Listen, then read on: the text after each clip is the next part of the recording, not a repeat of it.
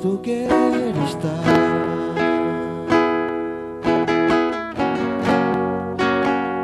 Junto a seus pés, pois prazer maior não há que me render e te adorar. Tudo que há em mim,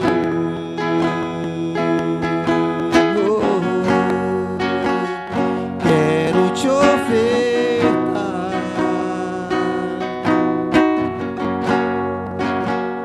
mas ainda é pouco, eu sei.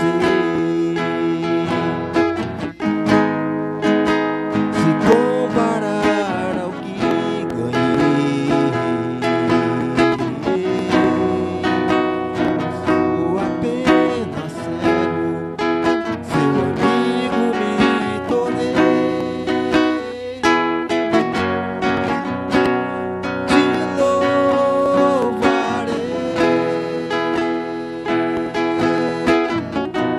não importam as circunstâncias,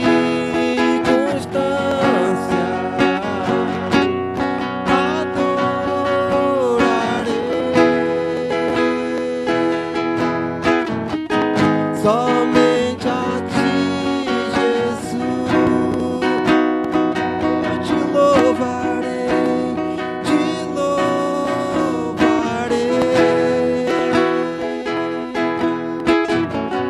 não importam as circunstâncias,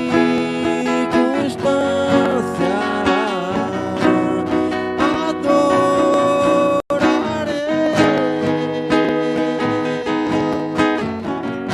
somente a ti, Jesus. Somente a ti, Jesus. Somente a ti, Jesus. Somente a ti, Jesus. Somente a ti, Jesus.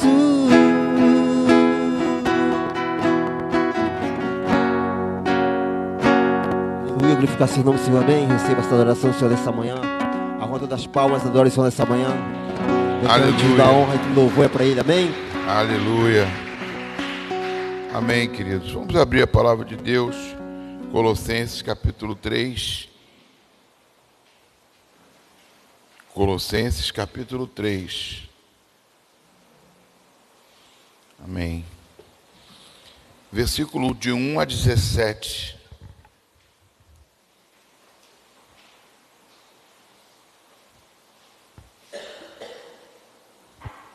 Diz a palavra de Deus, Colossenses 3, de 1 a 17.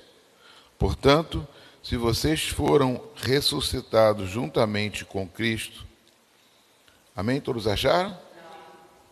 Colossenses 3, de 1 a 17.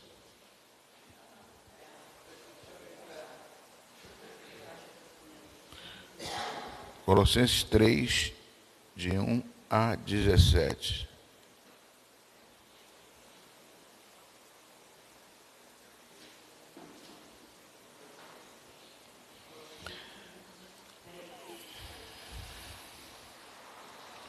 Colossenses 3, de 1 a 17, diz: portanto, se vocês foram ressuscitados juntamente com Cristo, busquem as coisas lá do alto, onde Cristo vive, assentado à direita de Deus. Pense nas coisas lá do alto. 3, 1. Agora versículo 2. Pensem nas coisas lá do alto, e não nas coisas daqui da terra, que são daqui da terra.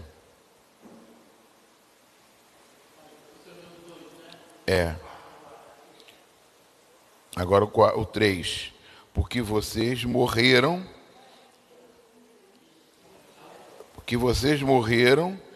e a vida... Ele está botando aqui, ó. Porque vocês morreram e a vida de vocês está oculta juntamente com Cristo em Deus. Quando Cristo, que é a vida de vocês, se manifestar, então vocês também serão manifestados com ele em glória.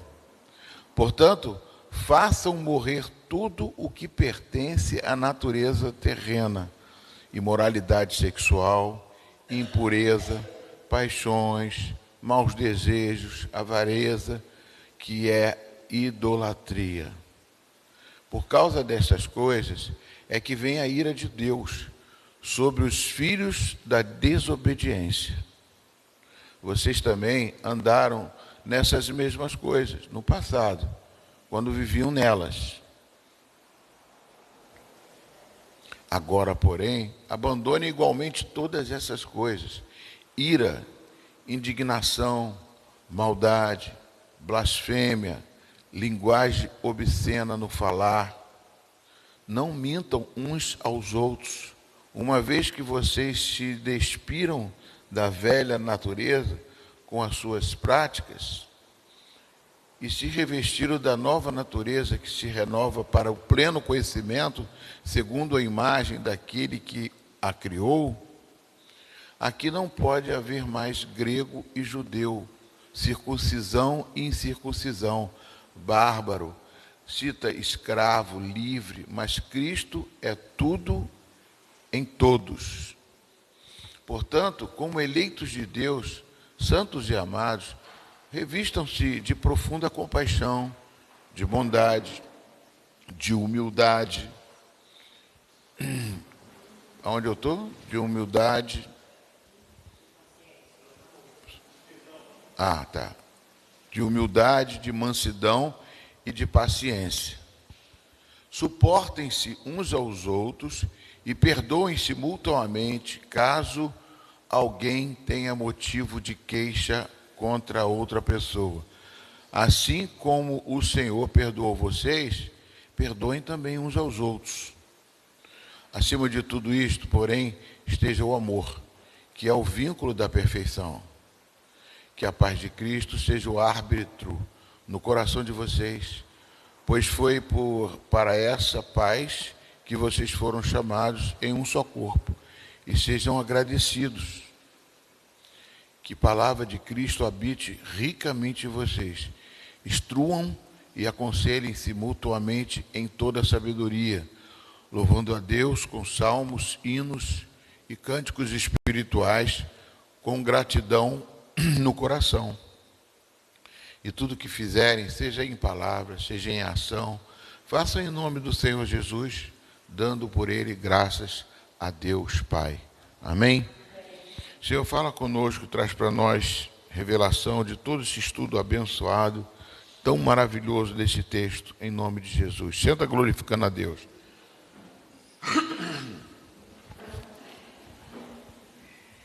Tiago, deixa na agulha aí, né?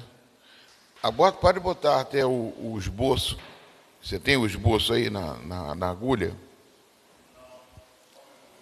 O esboço eu botei acho que 5 minutos. Vê que eu não botei. Então bota esse esboço. É só para a gente recordar alguma coisa daquilo que nós estamos estudando. Eu procuro fazer para que a gente possa não se perder no estudo. Primeiro que essa carta de Paulo aos Colossenses, Paulo estava onde quando ele escreveu? Estava preso, ele estava na prisão. E é uma coisa bem estranha, um cara na prisão. Mas por que ele escreveu essa carta? Porque ele nunca esteve na igreja de Colossos. Lá na igreja de Colossenses, ele nunca esteve lá. Quem esteve lá era como é que se diz? Um discípulo dele chamado Epáfras, que conduziu a igreja, era o pastor da igreja lá de Colossenses. E lá ele foi na cadeia visitar Paulo e falou para Paulo sobre tudo que estava acontecendo na igreja, E aí Paulo vai e escreve essa carta sobre tentar trazer vamos dizer assim, um estudo, os problemas que eles estão passando, como é que se resolve os problemas e aonde eles devem se primar, aonde eles devem se focar para não perderem a direção. Amém? Então vamos ver só um esboço do capítulo 3 que eu separei. Um esboço do capítulo 3 que eu tenho nesse aplicativo da Bíblia. A carta de Paulo aos Colossenses foi escrita durante um dos aprisionamentos de Paulo por anunciar Jesus Tiago, como o Senhor bota ressuscitado. no capítulo E a carta 3 de adianta. Acho que eu botei 5 minutos para poder não passar tudo de novo.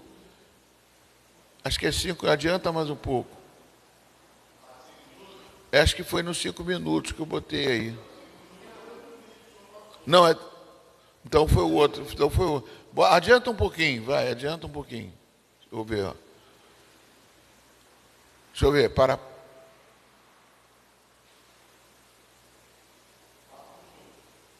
Tá bom, bota aí.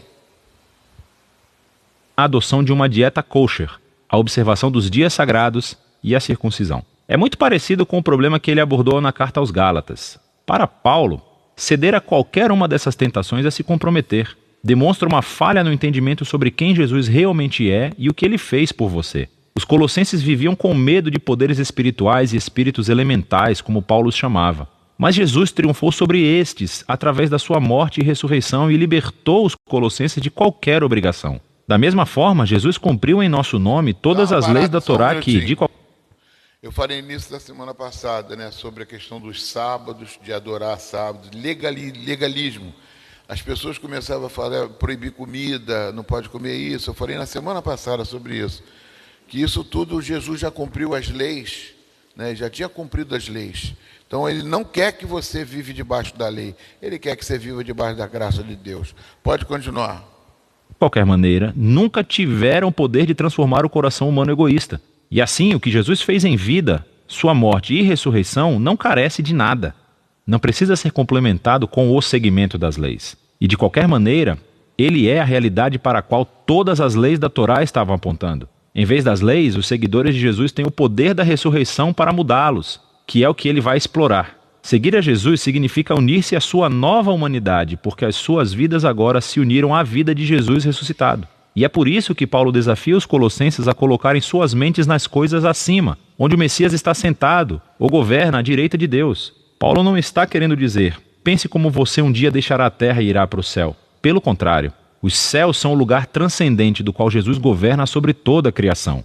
E, a partir daí, um dia ele voltará aqui para transformar todas as coisas. Ou como Paulo diz, quando o Messias é revelado, você também será revelado com ele na glória. Então, Paulo os desafia a viver no presente como os novos seres humanos que eles um dia serão. Ele usa a imagem de sua antiga humanidade caracterizada por uma sexualidade distorcida e um discurso destrutivo. Para os cristãos, essa humanidade morreu com Jesus e foi substituída por uma nova humanidade que é caracterizada pela misericórdia e generosidade, pelo perdão e pelo amor. E essa humanidade transcende as fronteiras étnicas e sociais do nosso mundo, para criar, nas palavras de Paulo, um povo onde não há gregos ou judeus, circunciso ou incircunciso, escravo ou livre. O Messias é tudo e está em todas as pessoas. Paulo então se torna realmente prático e mostra aos colossenses como essa nova humanidade pode existir em uma casa romana do primeiro século, que era uma instituição altamente autoritária onde o patriarca masculino tinha o poder da vida e da morte sobre sua esposa, seus filhos e seus escravos.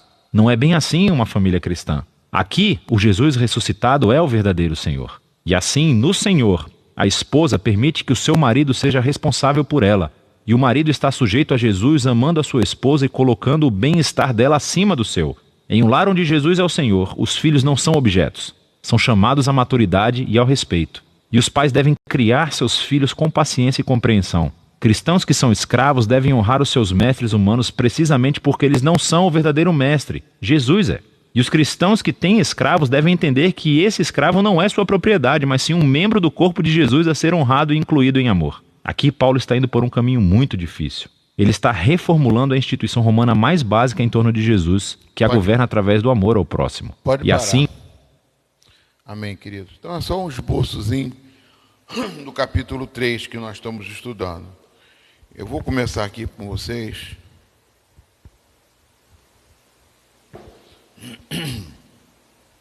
Primeira coisa que eu tenho que passar para vocês, né, quando eu falei aqui uma introdução, não aquilo que eu agrado a vocês, eu tenho que passar o que é verdade. aquilo que está na Bíblia, que é a verdade que a gente tem que seguir. E se a gente seguir a palavra de Deus, a gente vai ser protegido, guardado. Na palavra de Deus, você é uma pessoa que você vai ter, como é que se diz assim, uma proteção debaixo da palavra. Você vive debaixo da palavra de Deus, você se sente seguro, porque Deus vai proteger você. É como se fosse uma coisa, não uma lei, mas uma forma da qual você vivendo debaixo da palavra, o mal não pode te atingir, o diabo não pode pegar vocês, né? E se você crê na palavra de Deus, você está salvo. Você crê na verdade de Deus. Então, Ele deu esse parâmetro para a gente.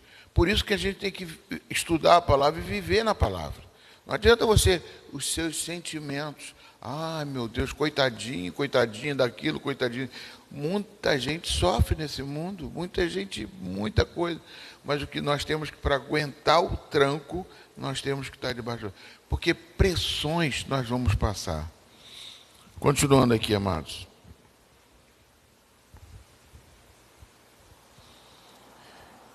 Eu coloquei aqui, versículos de 1 a 4. Nesses versículos de 1 a 4, Paulo diz o seguinte: portanto, se vocês forem ressuscitados, vocês foram ressuscitados juntamente com Cristo, busquem as coisas lá do alto, onde Cristo vive, assentado à direita de Deus. Então, ele começa a falar uma coisa para nós, para a gente colocar a terra em segundo plano. Pastor, mas a gente vive aqui, é muito difícil. Mas aqui tem que ser o segundo plano.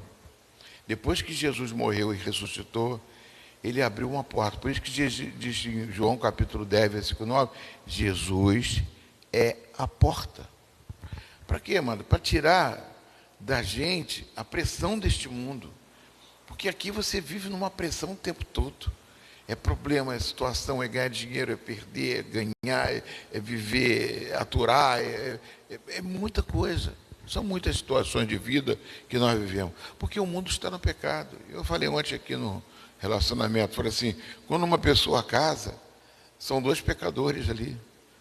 Dois pecadores se casando, se engarfiando ali, querendo impor a vontade do outro, e assim aquela luta, um cede, outro não cede. Eu falei até que o casamento forja o caráter da pessoa, porque faz com que a pessoa se anule muitas vezes para poder agradar o outro. Então, o que acontece, irmãos? Eu não posso, como eu falei, agradar, eu tenho que falar o que a palavra de Deus diz. Buscar as coisas lá do alto, porque aqui é segundo plano. Se você aceitou Jesus Cristo, ele diz mesmo, vocês foram ressuscitados juntamente com Cristo. Vocês já estão num outro patamar, ou seja, numa outra vida, pensando na vida com Cristo. Pô, mas aí tem que passar essas lutas aqui. Paulo mesmo sofreu muito. Às vezes tem gente que prega tanta coisa de felicidade aqui na terra, seja feliz, seja isso, seja aquilo, prosperidade e tal, e tanta coisa. A pessoa quer ser feliz aqui na terra, está arriscado não ir para o céu. Entendeu? Está arriscado não ir para o céu.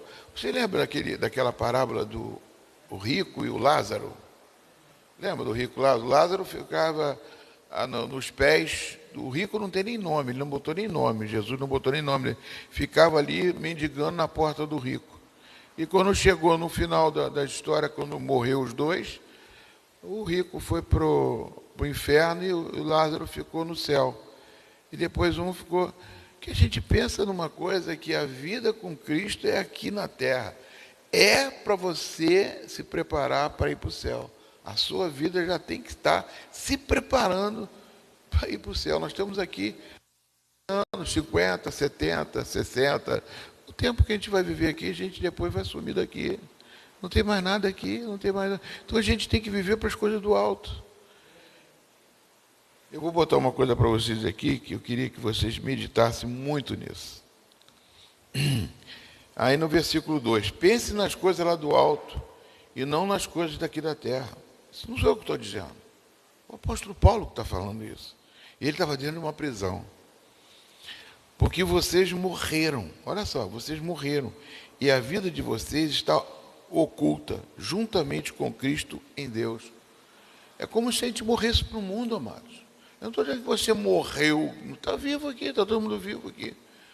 Mas o pecado que foi lá no princípio, que Adão entrou e fez aquela besteira, ele tinha morrido. Ele morreu. Morreu não para o mundo, ele morreu para Deus. Ali ele perdeu o contato com Deus. Então o que a gente está vivendo aqui, mas é se preparando para estar na presença de Deus.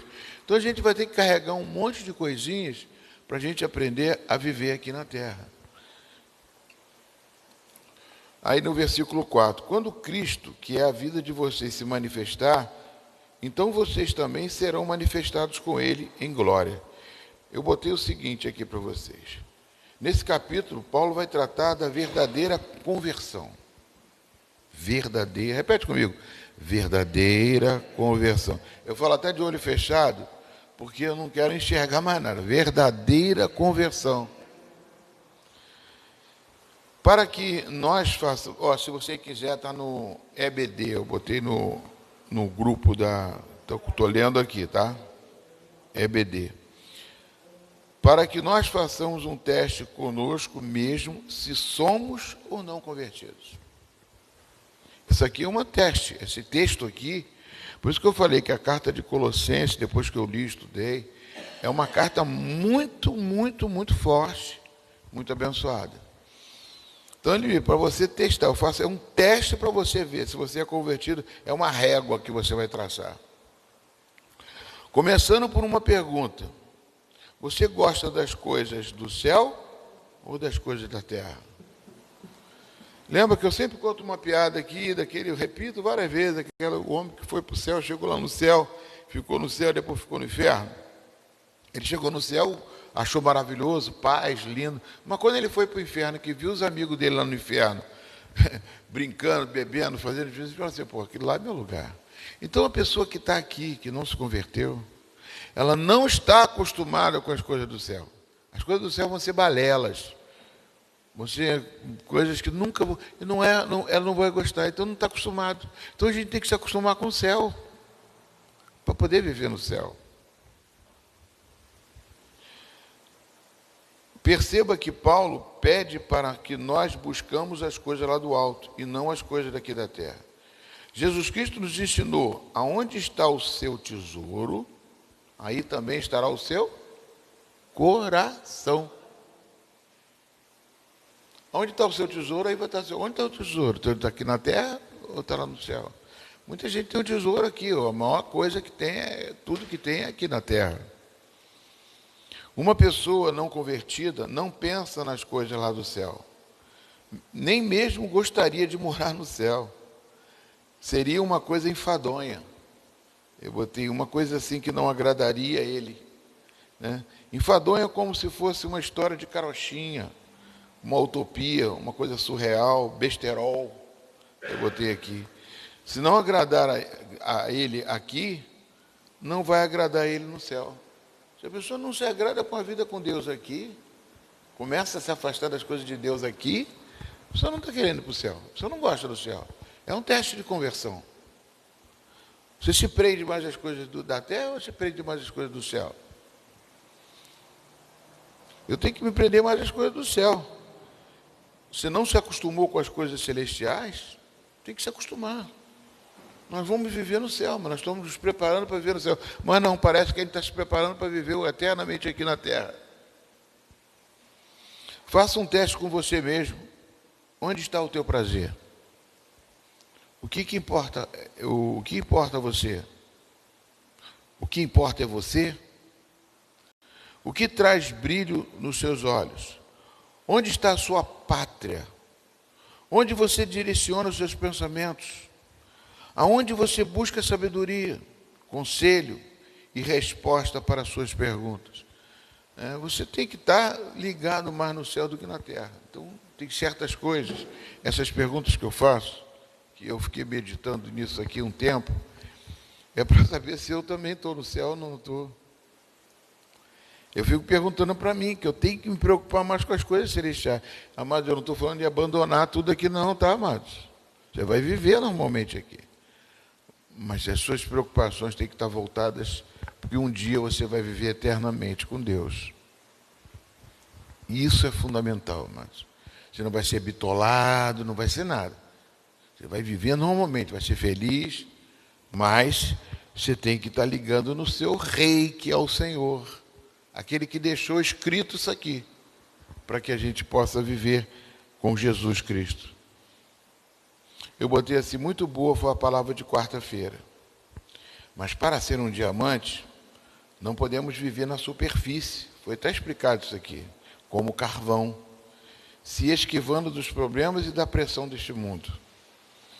Temos que estar nos aprofundando para que a pressão venha forjar o nosso caráter. Toda pressão que eu recebo, toda pressão que, aqui mesmo hoje, eu gostaria de ter um monte de gente aqui, uma pressão que eu sinto, eu fico triste, que eu estou ensinando uma coisa aqui que eu fiquei de madrugada estudando. Eu gostaria que tivesse muita gente aqui, lendo, ouvindo isso aqui que eu estou falando. Não porque, para mim, não, para vocês, para a pessoa, Mas eu forjo meu caráter com isso também. Eu tenho que forjar meu caráter. Eu sei que Cristo, quando viu aqui, ele queria salvar todo mundo. Mas não salvou. Ele teve que morrer para poder salvar, para poder deixar a salvação a critério de cada um de nós. Você escutou o que eu falei aqui agora? Cristo queria salvar todo mundo quando veio para a terra. Mas ele teve que morrer para deixar a salvação ao critério de cada um de nós. A escolha, a livre-arbítrio. Por isso que ele diz lá em João capítulo 10, versículo 9, eu sou a porta, aquele que entrar por mim, entrará e será salvo. Agora, sua vida somente aqui na terra é uma vida feliz, maravilhosa, não basta. Então ele botou aqui, viver na superfície, se esquivando dos problemas, temos que estar nos aprofundando para que a pressão venha forjar nosso caráter, para nos fazer testados, provados e aprovados. E brilharmos como diamantes. O caráter de José foi exposto justamente por causa das pressões que vieram sobre ele. O que estava dentro dele veio para fora. Foi o que ela falou aqui. O que estava dentro dele veio para fora porque pressão que veio sobre ele, o que aconteceu? Uma mulher tentou fazer uma coisa errada com ele, ele foi, negou adultério, negou as coisas, negou sair com a mulher, ele ficou, o que estava dentro dele, ele negou aquilo que não queria. Ele foi preso, ele foi muito, até a família abandonou ele, quis matar ele. Ele podia carregar isso dentro dele. Ele não, ele continuou a vida dele, porque dentro dele tinha um caráter formado com Cristo. Posso falar Cristo porque não estava Cristo naquela época, mas o Espírito de Deus estava dentro dele. Por isso que Jesus disse, Deus está com José. Todos os lugares que ele passava, assim, Deus é com José, Deus é com José. Por quê? Porque ele tinha o caráter forjado pelas pressões, mostrando que dentro dele tinha uma luz dentro dele muito forte. Versículo 5. Vou passar aqui. Um segundo teste da conversão está neste versículo. O que diz o versículo 5? Portanto, não façam morrer tudo o que pertence à natureza terrena. Portanto, façam morrer tudo o que pertence à natureza terrena. Façam morrer tudo que é da natureza terrena. Versículo 5. Eu estou lendo todo o texto que eu comecei a ler no princípio, versículo a versículo. Portanto, façam morrer tudo o que pertence à natureza terrena. Imoralidade sexual, impureza, paixões, maus desejos e a avareza, que é idolatria. O que eu botei aqui? Versículo 5. Quando você aceita Jesus, a Bíblia diz que você é nova criatura. Mas a sua velha natureza, ela não morre dentro de você. Não vai morrer. Então, não morre dentro de você. Ela continua. É você que vai ter que lutar para que ela não venha mais a sobrepor o seu caráter. Né? É uma guerra dentro do seu ser. É uma batalha da carne contra o espírito, como diz em Gálatas também, capítulo 5. Né? Quanto mais você se aproxima de Deus, mais reconhece que você é pecador e você vai lutando e desfazendo dessas carnalidades e desejos contaminosos. Isso se chama matar a natureza terrena. Ou seja, você não consegue se afastar, como diz aqui no versículo 5, desse abandonar. Você nasceu de novo, tudo que está dentro de você acabou, você é uma nova criatura, as coisas velhas se passaram e você é uma nova... Não acontece isso. As coisas velhas estão dentro de você ainda. Você é que tem que ficar mortificando tudo isso. Porque isso vem no seu pensamento, a vontade de fazer as coisas do passado vem, e você vai ter que se automaticamente. Portanto, façam morrer, versículo 5, tudo o que pertence à natureza terrena. Então ele está dizendo para nós fazermos morrer, né? Imoralidade sexual, tudo isso aqui. Por causa destas coisas é que vem a ira de Deus sobre os filhos da desobediência. Quem não obedece a isso é um desobediente. Quem não obedece a palavra é um desobediente. Se é desobediente, com certeza, Deus não vai se agradar dessa pessoa desobediente. Ninguém se agrada. Pede uma coisa, você não faz. Se Deus está pedindo, é porque Deus quer o melhor para você e para mim. Então a gente deve obedecer isso. Lutar contra isso. Se não é errado, se a palavra está contra isso, você vai se afastar disso. E como que você faz isso, amados? 1 Coríntios capítulo 10, versículo 13. Não vem uma força maior. A força que vem contra para você fazer uma coisa errada, ela nunca vai ser maior do que o não que você pode dizer. Nunca vai ser. Você vai sempre poder, quando chegar, o homem vai fazer, sei lá, vai assaltar, vai roubar, está sem dinheiro. Quando ele chegar numa hora, Deus vai permitir que ele chegue e fale assim, não, eu não quero fazer isso. Ele vai ouvir a voz de Deus. Se ele está na presença de Deus, se ele nasceu de novo, ele tem como lutar e tem como dizer não às coisas erradas. Se ele sabe que está incomodando, você sabe que está fazendo alguma coisa errada, se ele sabe que ele está fofocando, você sabe se ele está falando alguma coisa que não agrada, sabe que ele está desobedecendo, ele diz não. Ele tem que ser sincero com ele mesmo e com Deus. Porque Deus sabe todas as coisas e vê o nosso interior. É a mesma coisa José, depois que perdeu a família, perdeu tudo aquilo, largou tudo. Ele podia chegar a Deus, não está nem mais comigo. Meu Deus do céu, mano, quiseram me matar, minha família e tal. Aí a mulher do Potifar começa a se engraçar para o lado dele e fala, deixa para lá, eu já estou perdido mesmo, eu vou me emburacar aqui mesmo, vou fazer. É isso que acontece com muita gente, os filhos da desobediência, às vezes crentes, mas ainda aceitam essas coisas. Isso aqui contamina. E não é coisas grandes, que nem o de José, foram coisas pequenas que a gente desagrada a Deus.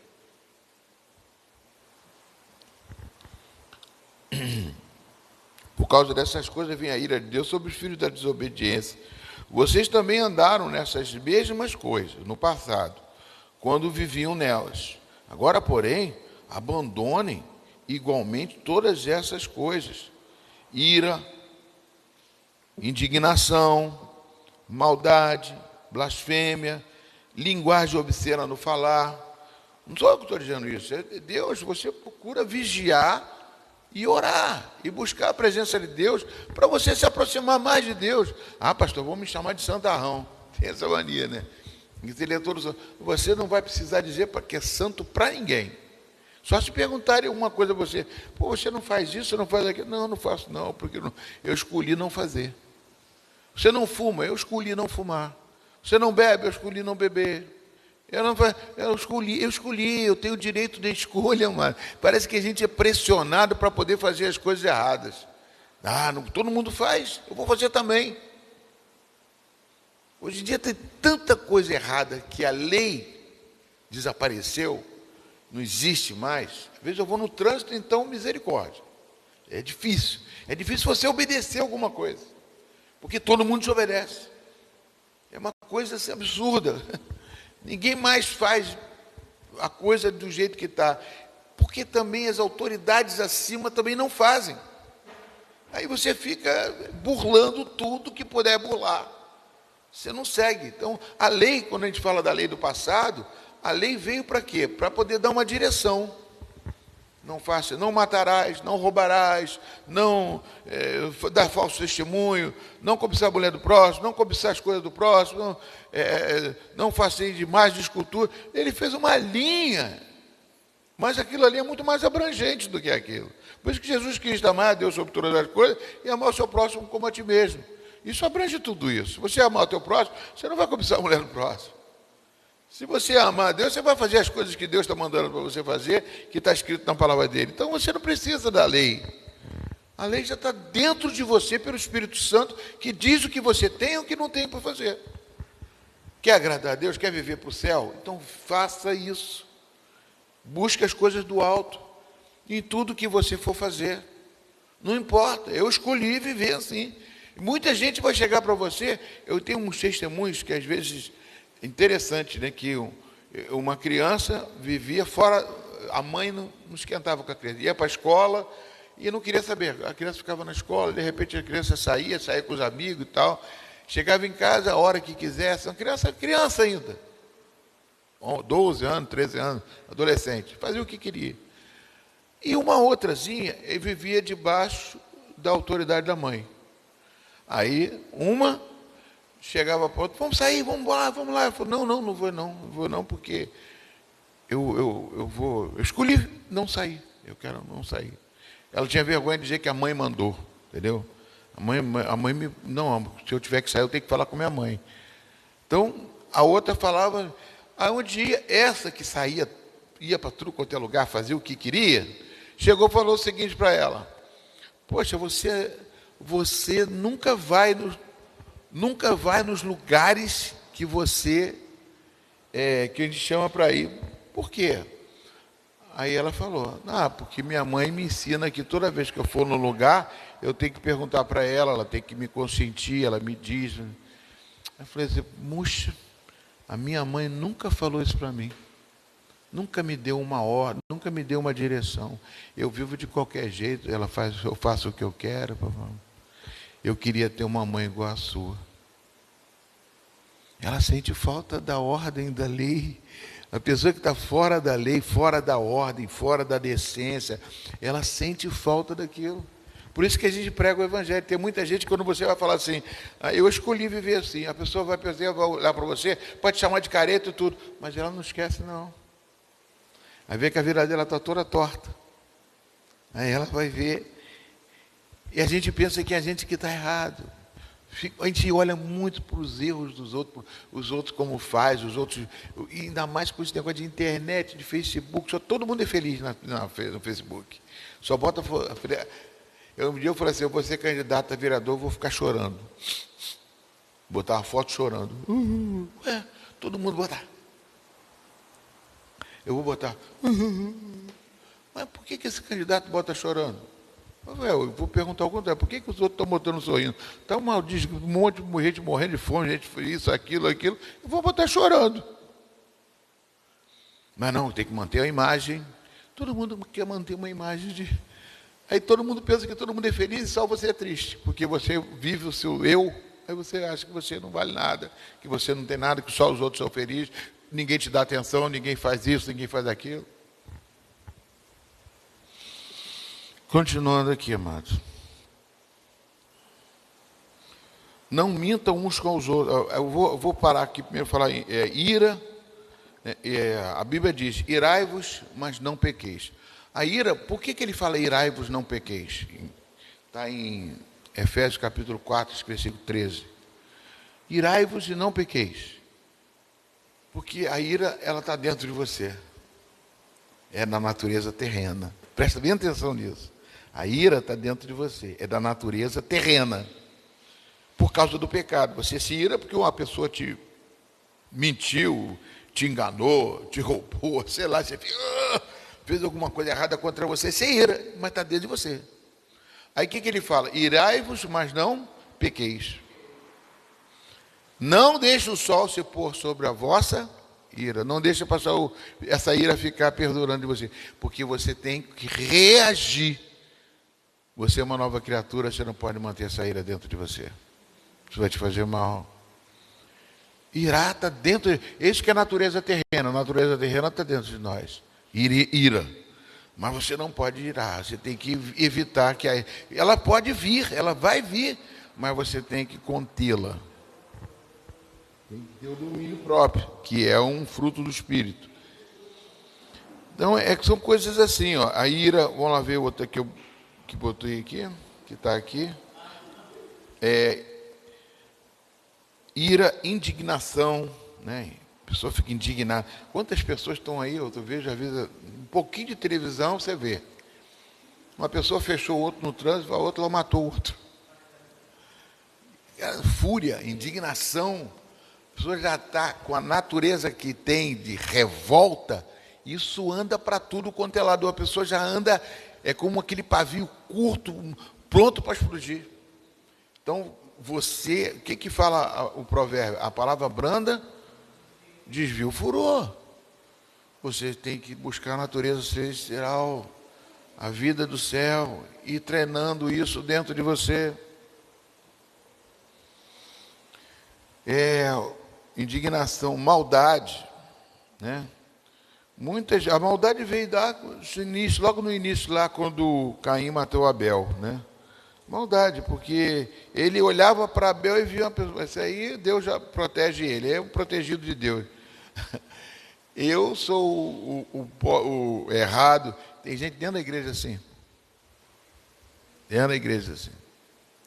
Que acha que está tudo errado, e ele faz o que quer fazer o que é.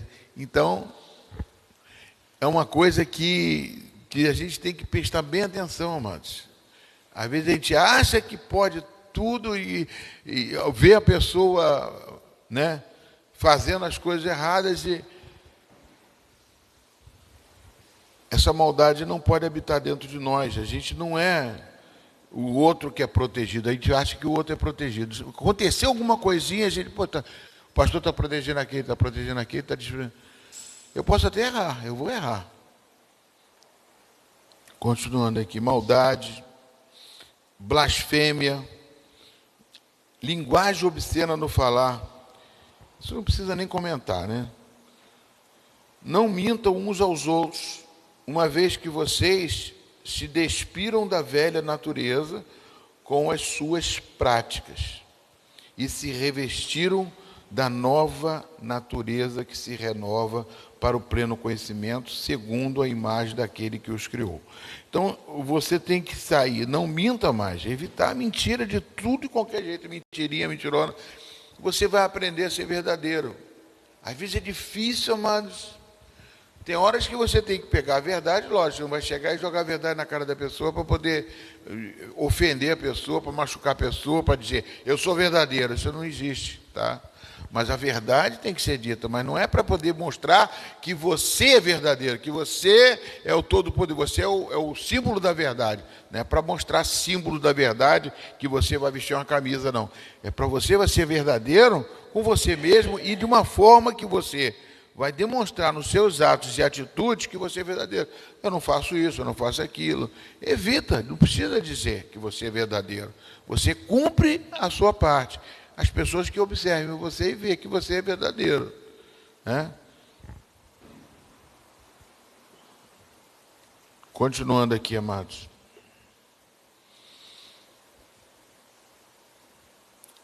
Revestir da nova natureza. Deixa eu ver se eu botei alguma coisa sobre isso aqui.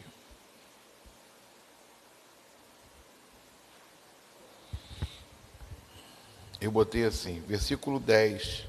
Não basta matar a natureza terrena, mas também se revestir de Cristo. Se revestir numa nova criatura, não somente dizendo não ao pecado, mas sim ao Espírito Santo e aos ensinamentos da palavra. Ou seja, não é só não dizer não à natureza.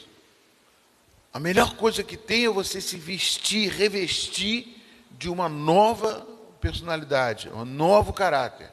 Nascer de novo. Então, quais são as roupas que eu tenho que vestir para essa nova natureza, para eu demonstrar quem eu sou, que eu sou uma nova criatura? Então, eu vou revestir. Não é só dizer não, é dizer sim também. Sim às coisas que vão trazer para mim uma nova identidade, uma identidade do céu, uma nova pátria, identifica-me com o céu. Então eu tenho que trazer isso constantemente, amado. Eu não posso ter os costumes do mundo. Eu tenho que evitar muito isso. A igreja tem muito disso, de se aproximar do mundo. Não, mas eu estou fazendo igual ao mundo para poder trazer as pessoas do mundo para cá. Mas nada, a pessoa está fazendo isso é para poder, justamente porque gosta e que quer aparecer, quer fazer igual ao mundo. Eu vou me vestir igual ao mundo, eu vou me parecer com o mundo, entendeu? Para poder estar na moda. Isso, muitas coisas acontecem para a gente poder... Estou falando que você não tem que andar na moda, não tem que andar bem vestido. Não, não é isso não. Mas você não pode fazer com que o mundo entre dentro da sua vida, fazer parte da sua vida, porque você gosta, você tem uma proximidade com o mundo. Se tirar o mundo, você vive? Não, pastor, viver sozinho é impossível. E viver só com cristãos que são corretos, será que é chato? Né? Será que a gente não pode se alegrar um pouco, fazendo só as coisas corretas? Podemos. Agora, quando você quer fazer e atingir a liberdade do outro e infringir, hoje em dia as comédias que a gente vê é sempre infringindo, usando uma outra pessoa como achincalhando outra pessoa e para poder você rir. Colocando uma pessoa...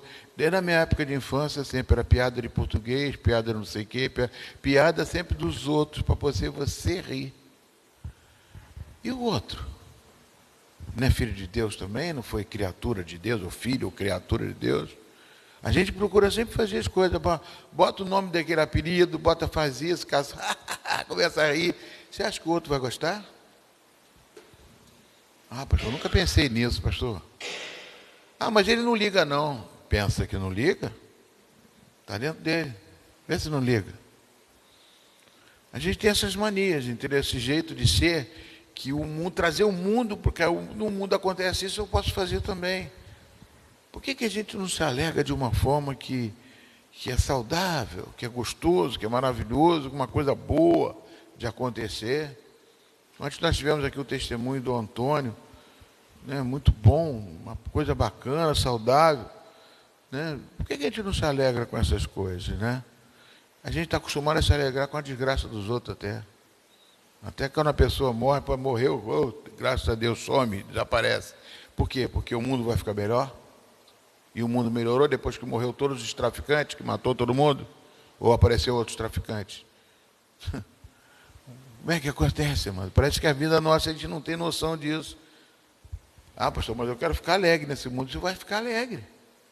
A alegria do Senhor é a tua força. Mas você não precisa fazer com que o outro seja responsável pela sua alegria, não. A alegria sua está dentro de você. Pode se divertir, pode brincar, pode jogar, pode fazer tantas coisas. Né? Antigamente tinha mania de jogar.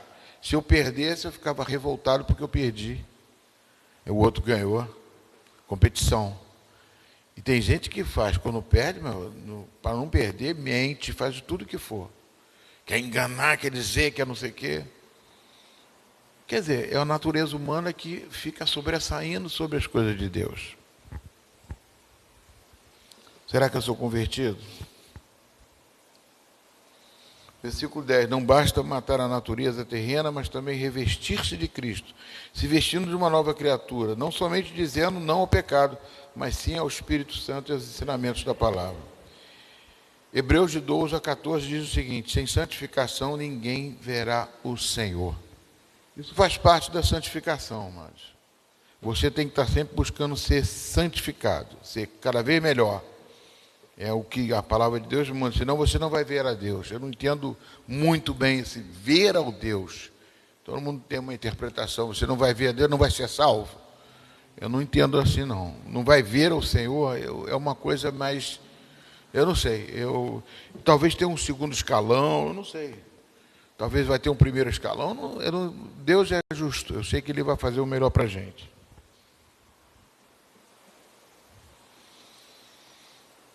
Versículo de 12 a 13, o que significa revestir? Eu botei aqui. Significa colocar uma roupa nova para cada situação em que você estiver passando. Isso veio na minha cabeça, eu achei bacana, e estou passando para você. Né? Por exemplo, em cada ocasião você veste uma roupa diferente para um casamento, para uma festa, para uma reunião, para um trabalho, para a sua casa. Você tem uma roupa. Eu para poder entender bem isso, eu fiz isso. Você abre o teu armário, né? Você vê, né? Poxa, eu estou chegando em casa. A primeira coisa que faz é tirar a roupa, botar uma roupa à vontade. Então você tem uma roupa para ficar em casa. Você tem uma roupa para você sair para uma festa, para uma coisa de luxo, uma coisa mais assim. Então você tem uma roupa. O que é revestir-se de Cristo? Revestir de Cristo é isso. E essa roupa, irmãos, olha o que eu botei aqui. Em cada ocasião você veste uma roupa diferente para um casamento, para uma festa. Da mesma forma, o seu caráter. Ele é forjado para uma nova vestimenta com Cristo. Quando você está na sua família, com a sua esposa, no tratamento dos filhos, no seu trabalho, com os irmãos da igreja, e quando você também é afrontado, quando você passa por pressões psicológicas e pressões contra atitudes erradas de outras pessoas, e etc. também, botei assim, você tem que vestir uma roupa para cada situação. Poxa, pastor, na família, amados, eu digo até que, eu falei do fruto do Espírito, né, quando eu falei de caráter cristão, na família você dentro de casa você é uma coisa. Todo mundo conhece você, você já sabe quem você é, então você não tem muita coisa a esconder. Às vezes você pode vir de um lugar que você palestrou, que você foi exaltado, chega dentro de casa, você desce, porque você ali é o marido, você é pai, você é outra pessoa ali, aquilo tudo, a glória que você tem lá fora, para dentro de casa essa roupa não serve. Essa vestimenta que você botou lá para poder, todo mundo elogiando você, isso aí dentro de casa, a tua mulher sabe que você é quem é. Você é o teu marido, você faz isso, eu sei o que você faz, sei quando você vai no banheiro, sei que você não vai, sei que você é um ser humano normal. Você se despe, uma outra roupa que você veste, uma roupa dentro de casa. Então você tem várias roupas, mas dentro dessas vestimentas você tem que vestir Cristo, tanto em cada lugar que você estiver, para você saber quem é você é forjado para isso. Deus quer fazer com que você entenda que você é aquela pessoa que você demonstra ser dentro de você. Lógico, não estou dizendo que você vai de pijama para um encontro lá, vestir uma roupa, né?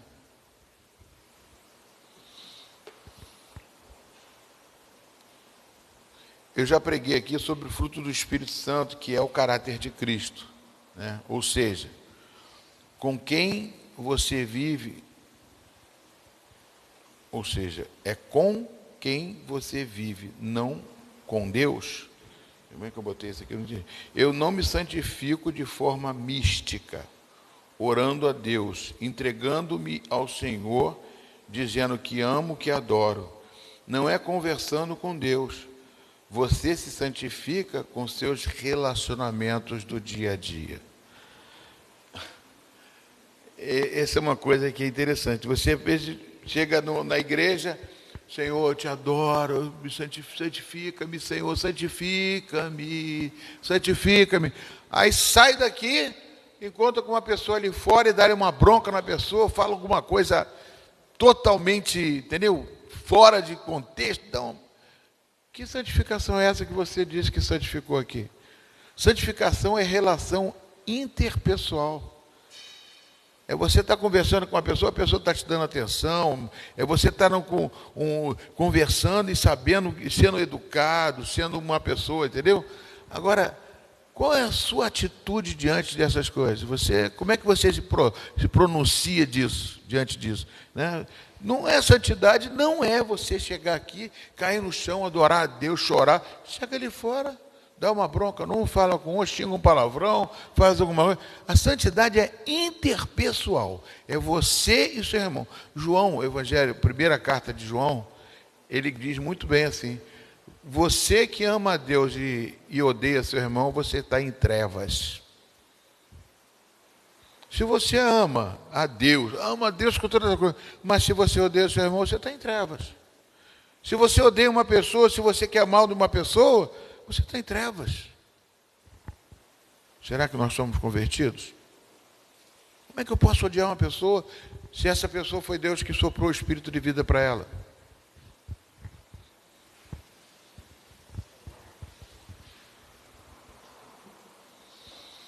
Esses relacionamentos são com pessoas que você vai ter contato.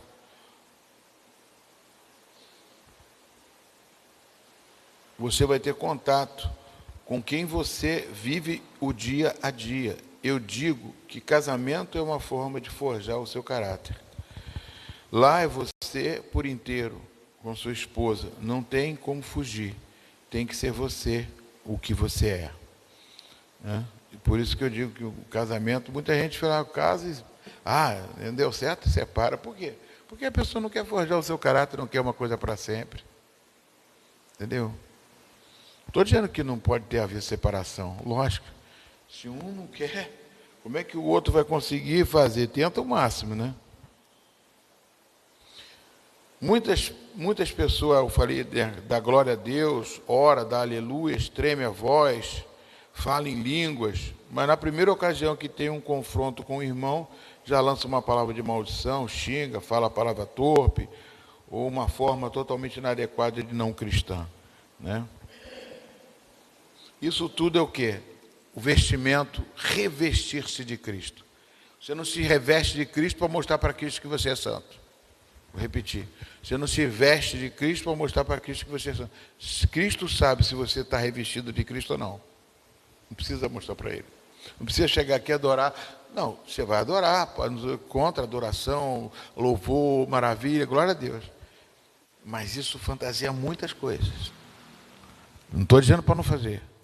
Mas isso fantasia muita coisa. O teu dia a dia é que vai Cristo ver se você se revestiu mesmo de Cristo, se você vestiu a roupa de Cristo ou não vestiu. O seu relacionamento, santificação, santidade, é você e uma outra pessoa. Quem você é diante das situações que você vive. Ontem fiquei muito feliz com a Cleide, vou elogiar a Cleide aqui. Eu fiquei Cleide vendo trabalho, sexta-feira. Ana fazendo as coisas aqui. Eu e Ana fazendo. Eu falei para a Ana, né? Falar mesmo, diz assim, Ana, por favor, não me pede para fazer esse negocinho, detalhezinho, que minha mão é dura, grossa. Eu fui sincero. A Cleide chegava aqui e falou assim, não, pastor, vamos fazer que vai dar certo. Ana, como é que você quer? Como é que você... Ela sempre teve, não, Ana, você faz isso, vamos fazer assim, você quer fazer assim, vamos botar rebola, eu nunca botei bola, eu também não, mas a gente vai conseguir. Caramba, que procedimento, estou elogiando a Cleide, Deus te abençoa, porque você foi uma pessoa muito abençoada, eu percebi o seu relacionamento com a tua líder, né, vamos dizer assim, sempre em comunhão, nunca querendo, muito bom isso. É muito bom. Entendeu? As coisas são feitas para a gente poder concordar, andar em concordância, andar em amor, andar em acordo, saber lidar com as pessoas, né? Procurar se esvaziar de si mesmo. Foi o que Jesus fez, se esvaziou de si mesmo e se mostrou em figura humana. Jesus é Deus, Ele não usurpou ser igual a Deus. Nós temos que revestir de Cristo, fazer isso. Eu não vou bater no peito para dizer que sou alguma coisa. Eu lembro que no meu trabalho a pessoa falou assim, aquele que muito se abaixa, o bumbum aparece. Eu falei assim, meu filho, me abaixo assim, porque eu acho que muitas vezes eu acho que não sou nada diante de Deus, eu não sou nada. E eu procuro sempre respeitar o meu líder, meu próximo, eu procuro fazer da melhor maneira possível. Eu tento, pelo menos, mas sou errado, não consigo fazer tudo, não sou perfeito, perfeição não existe, tá, amado? Quem diz que é perfeito já está mentindo e está se virando contra Deus. Porque Deus disse que nós somos pecadores. E aquele que diz que não mente, aqui já está mentindo. Aquele que não peca, já está mentindo. Então a gente está lutando contra uma palavra de Deus. A palavra de Deus diz que não. Todos nós erramos. Mas é fundamental isso, amado, a gente se apegar nessas coisinhas pequenas que às vezes a gente não tem noção, não tem valor, e que é fundamental a gente entender que a relação interpessoal é que traz e forja o seu caráter. A pessoa conta uma proeza, você vai contar uma proeza maior. Você sabe que essa pessoa está querendo o quê? Está querendo dizer que dentro dela, a natureza terrena dela está querendo sobrepor, querendo mostrar que é melhor. Você conta uma coisa, tem pessoas que dizem assim, você conta uma coisa, a pessoa conta outra maior, conta maior. Você vai contando maior, aí conta maior. É a natureza terrena nossa, querendo sobrepujar, é uma mágoa, um ressentimento que a gente tem, é o espírito de rejeição que a gente sofreu na infância, e a gente sofre com isso. Eu não estou dizendo que você vai ser curado disso totalmente, você vai ser tratado por você mesmo, pelo Espírito Santo, que está dentro de você, que você vai dizer sim à nova vestimenta de Cristo, para poder apagar essas coisas que do passado tentam fazer de você para baixo, colocar você um nada ali, mas ao mesmo tempo você não vai se subjugar, não vai ser. Se você se humilhar, você será exaltado, amados. Ah, tá bom, você fez, legal, pô, bacana, legal mesmo. Aí conta outra, ai, maneiro. Mas a pessoa precisa, eu vou fazer o quê? Jesus, ele desceu, humilhou, foi humilhado como ser humano, e ele sendo Deus, eu fico admirado isso. Quem vai exaltar ele? O nome que está acima de todo nome, é o nome de Jesus. Está lá em Filipenses capítulo 2 isso. Por isso que ele se tornou essa pessoa. Isso é muito importante. Esse estudo aqui de Colossenses me deixou assim, mais pecador. Como assim, pastor? Ué, porque eu li a palavra, eu vejo tanta coisa que eu não faço, que eu não sou, e me torno pecador porque eu estou contra a palavra de Deus. Aí eu vejo que eu sou pequeno. Quanto mais eu busco a palavra, mais eu vejo que eu estou errado. Mais a proximidade com Deus eu quero. Mais eu preciso orar, mais eu preciso buscar e mais eu preciso aprender a me relacionar. Porque é difícil, mas Jesus Cristo nos ensinou: onde está o teu tesouro, aí estará o teu coração. Peraí, já pulei isso aqui. Eu queria botar uma parte sobre perdão. O Tiago está aí? Esse que é 5 minutos, Tiago. É um pastor que eu admiro muito, o pastor Hernandes Dias Lopes. Eu vou passar um vídeo dele aqui, que ele falou, eu não vou ter as palavras que ele teve sobre perdão. Um pedacinho, são trechos, acho que são 3 minutinhos. Pode passar, Tiago, e a gente já vai encerrar. Enquanto ele está ali, eu vou... Qual foi a medida do perdão de Deus por você? Peraí. Deus perdoou completamente. Deus perdoou eternamente. Deus perdoou imerecidamente.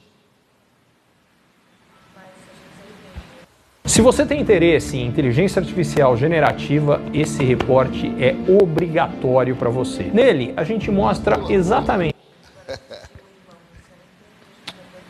É uma boa pergunta. Eu devo perdoar se a pessoa não se arrepende? Sim ou não? Volta um pouquinho, a Thiago, pergunta é... Aqui, eu queria escutar de novo. Ele está querendo dizer o seguinte, se você...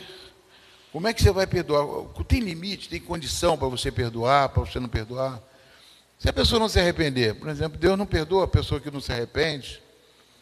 Entendeu? É uma coisa... Então, são detalhezinhos de pergunta, por exemplo, aí ele vai citar uma coisa ali muito importante sobre... imagina se Jesus olha para você, se você demonstra uma maneira de ser, Jesus chega, não vou te perdoar mais não, entendeu? Então ele vai fazer uma comparação. Volta só um pouquinho. Boa pergunta. Bota 9 eu minutos. devo perdoar. O ponto, certamente, Deus perdoou. Mais um pouquinho. Deus perdoou. Aí tá bom. Qual foi a medida do perdão de Deus por você? Deus perdoou completamente.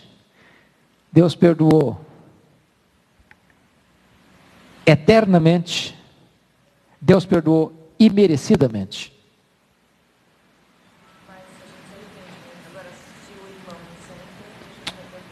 É uma boa pergunta. Eu devo perdoar se a pessoa não se arrepende? Sim ou não? A pergunta exige isso. O ponto básico é este. O perdão de Deus está fundamentado no nosso arrependimento. Deus nos perdoou completamente, eternamente, mas sem merecimento. Esse que é o ponto. Agora, nas nossas relações interpessoais, o não perdão implica numa mágoa, numa dor que fica. E o perdão, às vezes, precisa ser melhor dizendo, o perdão às vezes precisa ser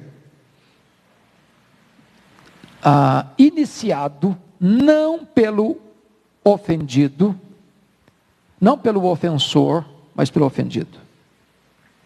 O que eu quero dizer com isso? Uma pessoa machucou você.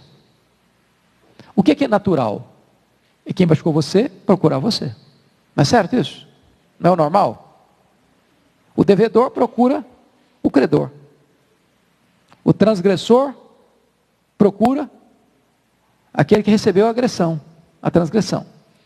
Entretanto, mesmo que o agressor não procure você, você pode procurá-lo. E mesmo que ele não se arrepende, você pode perdoá-lo, no sentido de arrancar do seu coração esta farpa que envenena a alma. Eu vou dar um exemplo para você. Pessoal, no dia 2 de agosto de 1982, o primo primeiro da mulher do meu irmão, o assassinou. Matou meu irmão com 11 golpes de faca. Ele nunca demonstrou arrependimento. Ele nunca me pediu perdão, nem a minha família. Mas o primeiro gesto que Deus me levou a fazer foi perdoá-lo. Por uma razão simples. Se eu não perdoasse, a minha vida seria um inferno. Se eu não perdoasse, eu não poderia ser pastor. Se eu não perdoasse, eu teria adoecido. Então, há momento em que o perdão precisa ser unilateral. Quando a outra pessoa não quer, ou não pede, você perdoa, para que você fique livre. Agora, o ponto aqui de Paulo é outro. Assim como Deus em Cristo. Porque, pensa comigo nisso. Se Deus um dia chegasse para mim e falou, olha, até hoje eu aguentei. Mas se você tropeçar de novo, está arriscado. Estava frito. Estava não? Você estaria frito, igualzinho. Aí Deus me pede uma coisa, irmãos, que não tem jeito. Sabe por quê? A vida cristã é um milagre, é graça. Porque Pedro chegou a falar para Jesus, então é o negócio seguinte, até 7 vezes, Senhor, 50, sabe que até lá a gente vai? Não, Pedro, não é até 7 vezes, é até 70 vezes 7. Aí ele falou, Senhor, então não é para mim não, hein? O Senhor está pedindo um negócio que não dá para mim. Então o Senhor aumenta a minha fé, porque desse jeito aí eu não dou conta. E não dá mesmo, nem você nem eu. Qual a evidência de que você é santo? É se você está exatamente usando essas vestes. Mas eu gostaria de concluir amém. Indo para você, para as relações. Eu achei isso aí interessante, que quando estava estudando, eu estava ouvindo essa mensagem do perdão. Fiquei assim, falei, caramba, Deus não tem, a gente não merece perdão, e Deus nos perdoa. Da mesma forma a gente tem que perdoar. Porque o machucado fica dentro de nós, a ferida fica dentro de nós quando nós não perdoamos, nós não tiramos. João capítulo 20, versículo 22. Se você perdoar, a pessoa é perdoada. Se você reter, o perdão fica retido. em você. É uma coisa muito ruim. Você não libera a pessoa e nem você libera o seu coração. Então é uma coisa muito... E é difícil. Poxa, ele está falando aqui para o ofendido, não. Você deve perdoar o ofensor. Mesmo que te ofendeu, você perdoa ele. O certo seria o ofensor chegar e falar, pô, perdão, te magoei, te fiz isso, fiz aquilo. Não, você que vai chegar até ele e pedir o perdão. Amém, queridos? Vamos ficar de pé em nome de Jesus.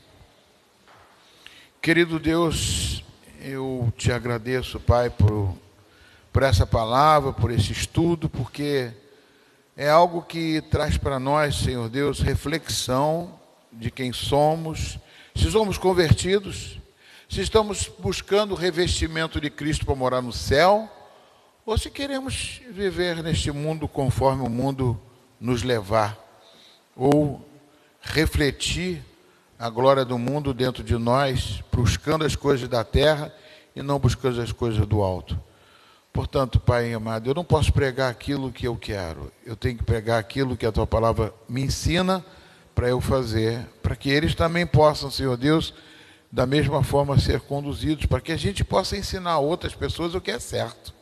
Então eu tenho que discipular eles, ó Pai, como Jesus discipulou os seus discípulos, como discipulou o apóstolo Paulo, para que possamos também ter a mesma forma de agir, de tratar as pessoas, não santidade numa vida vertical com Deus, mas horizontal também. A sua cruz, ela é para cima, mas também tem os braços abertos para aquele que está do nosso lado. Portanto, Senhor Deus, nos ensina a agradar a Ti e também ao nosso próximo, fazer o melhor para o nosso próximo. Não dando comida só, não. Comida, ela aparece, mas dando a Tua palavra, aquilo que nós estamos buscando para fazer com que outros possam ser curados, libertos, salvos e viver uma vida plena, mesmo aqui na terra, em nome de Jesus Cristo. Eu abençoo Teus filhos, ó Pai, para a honra e glória do Teu nome. Amém? Vamos adorar a Deus com nossos dízimos e as nossas ofertas.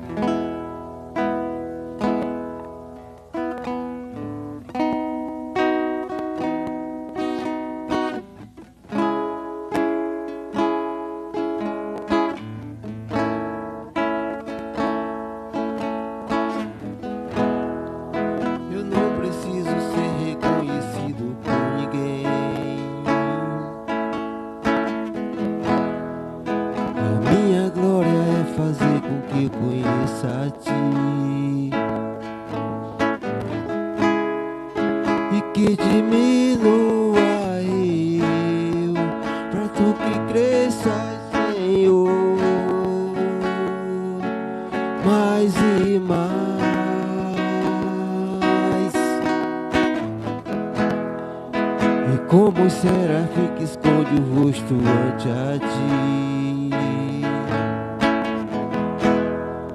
escondo o rosto para que veja a Tua face em mim, e que diminua eu, para Tu que cresças, Senhor, mais e mais.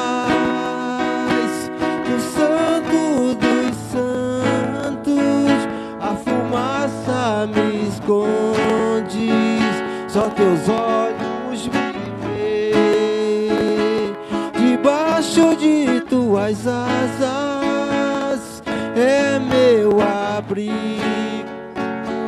meu lugar secreto, só Tua graça me basta, em Tua presença é meu prazer. Meu prazer.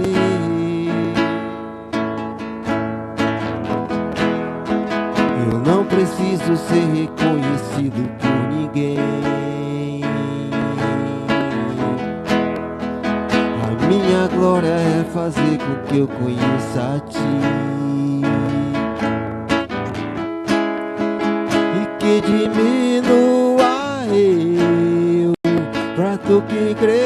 mais, Senhor, mais e mais. O Santo dos Santos, a fumaça me esconde, só teus olhos me veem. Debaixo de tuas asas é meu abrigo, meu lugar secreto. Só tua graça me basta, em tua presença é meu prazer. Santo dos santos, a fumaça me esconde, só teus olhos me veem. Debaixo de tuas asas é meu abrigo, meu lugar secreto. Só tua graça me basta, em tua presença é o meu prazer, é o meu prazer. Tua presença é meu prazer. Tua presença é meu prazer. Tua presença é meu prazer. Tua presença é meu prazer.